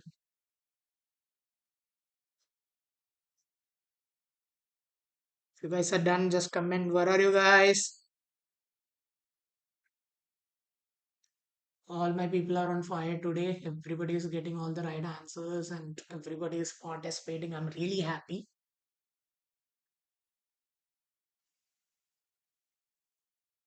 Are you people done? Come on, tell me, are you people done?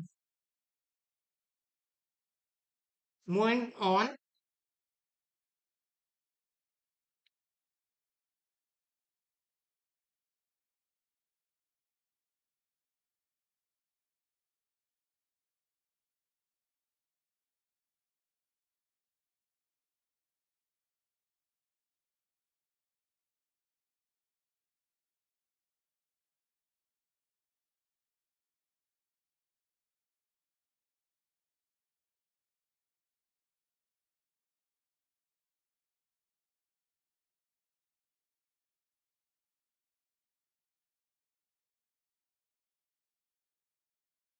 This is the last passage.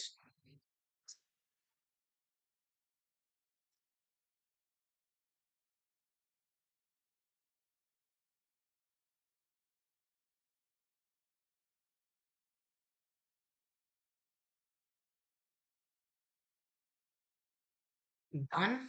Let's go to the first question. You'll get 1 minute per question.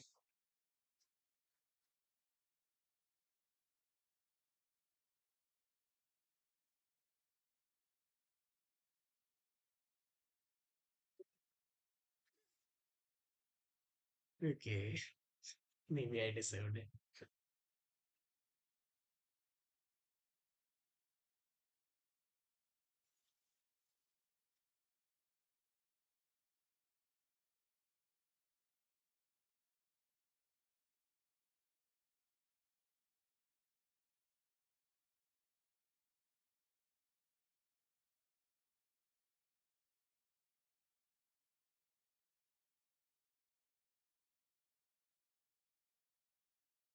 Second question.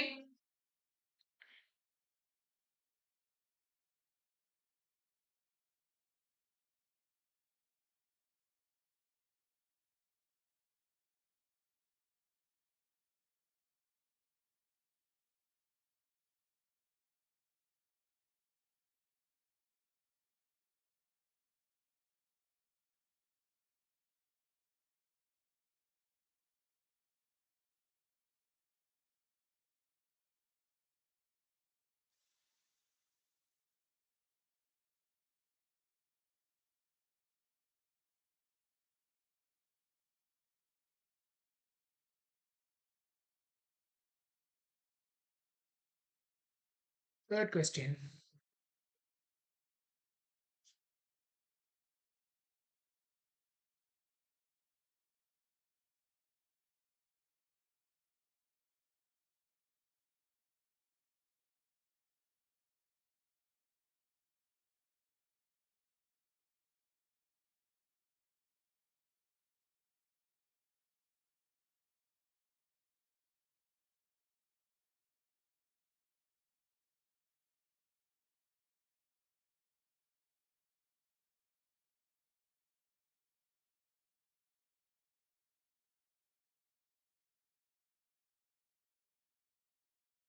Fourth question.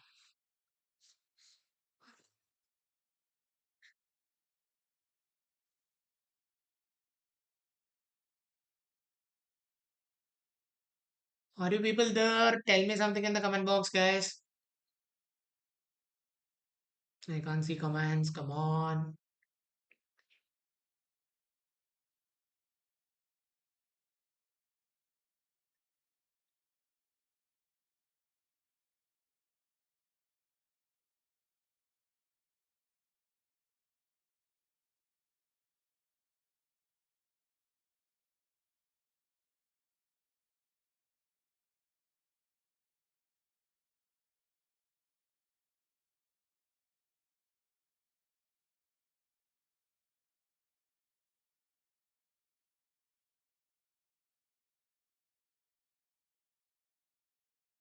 Last question of this inning. Okay, of this live. It's like last ball of the innings.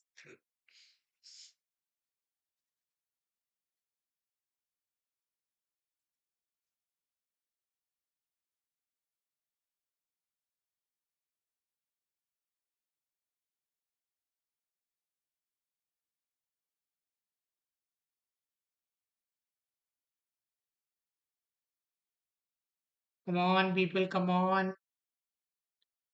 Be with me. We'll get this done in a jiffy.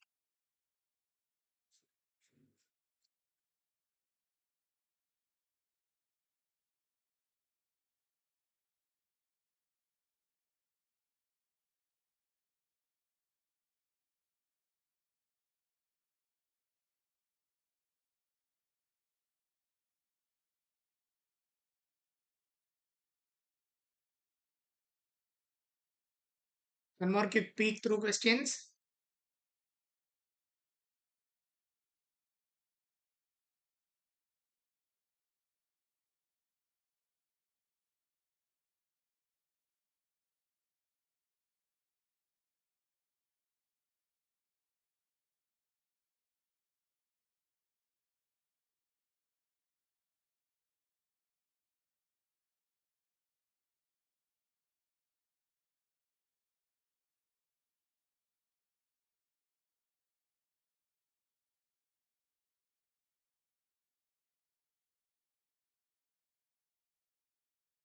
So let's discuss now.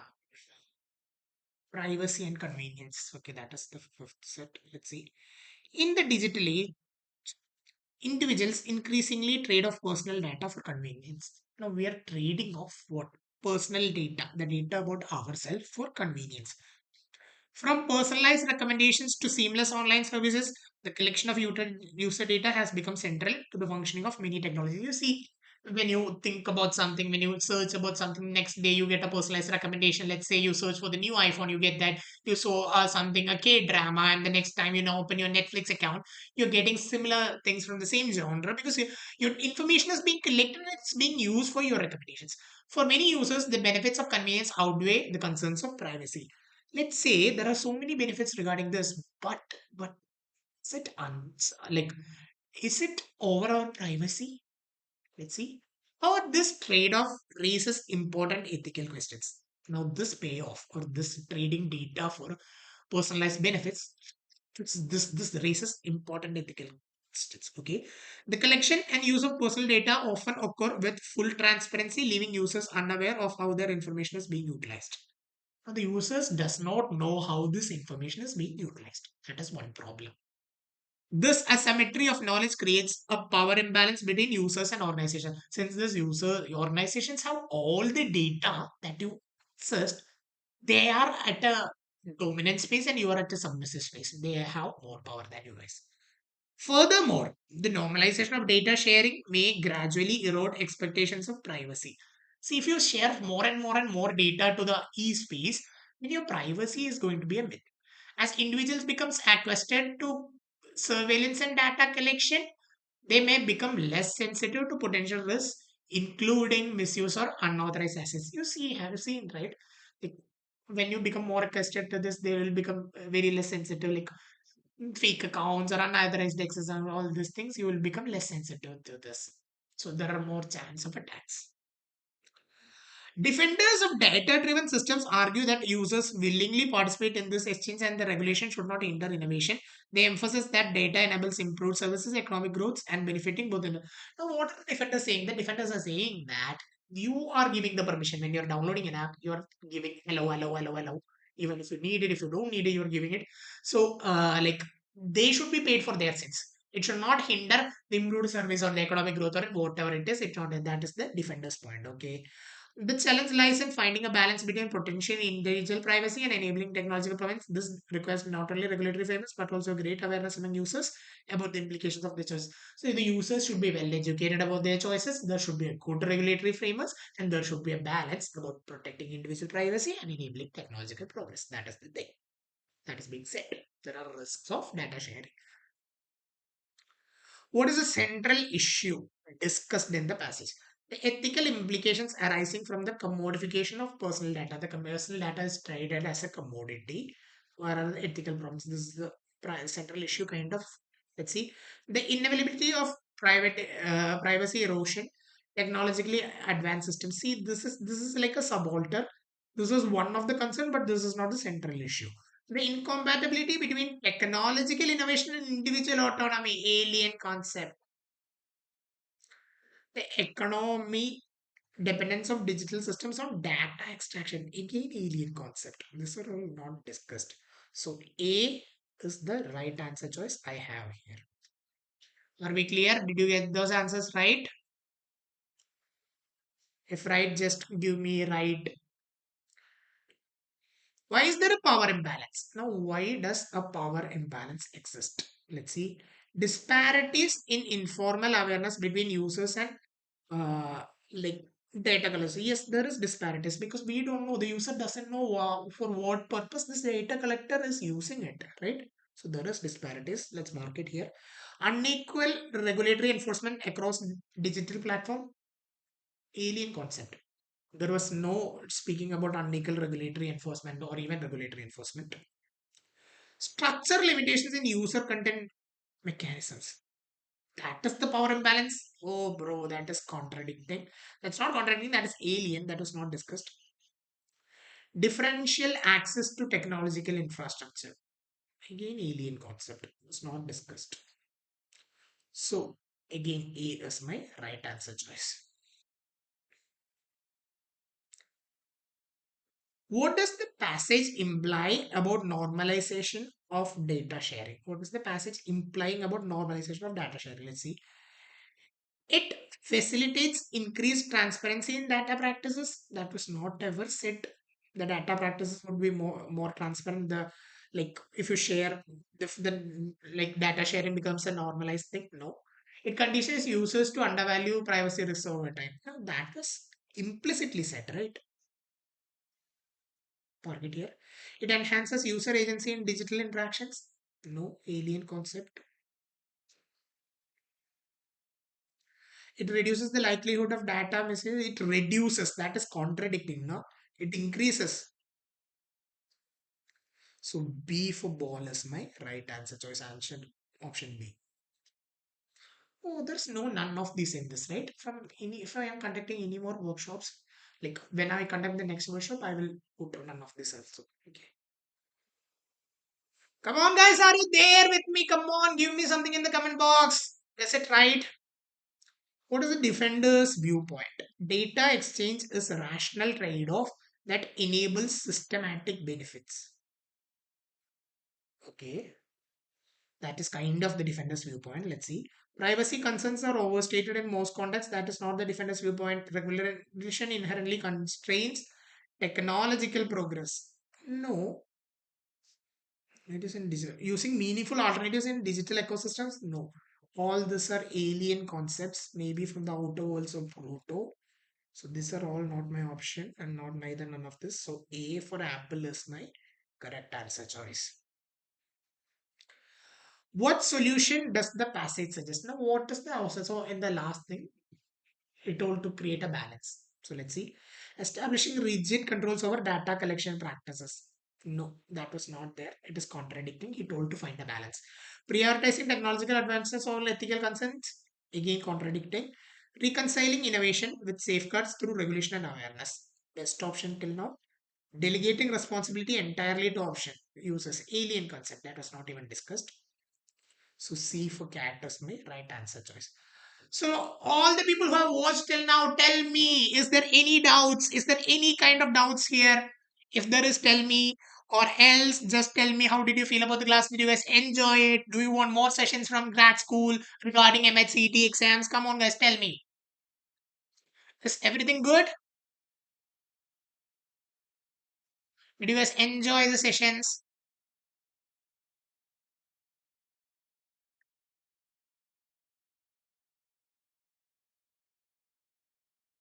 So there is very much less days for the MHCET now. I hope you guys are all taking your preparations really in a serious note. If there is no doubt, this is Akhil KC signing off from GradSkool's official YouTube channel. I would be waiting for one more minute. If there's any doubt, type it in the comment box or just give me a bye. Yes, sir. Awesome. Good, good, good, good. Happy to hear that, guys. Thank you. So, have a great exam. Have a great preparation, people. Okay.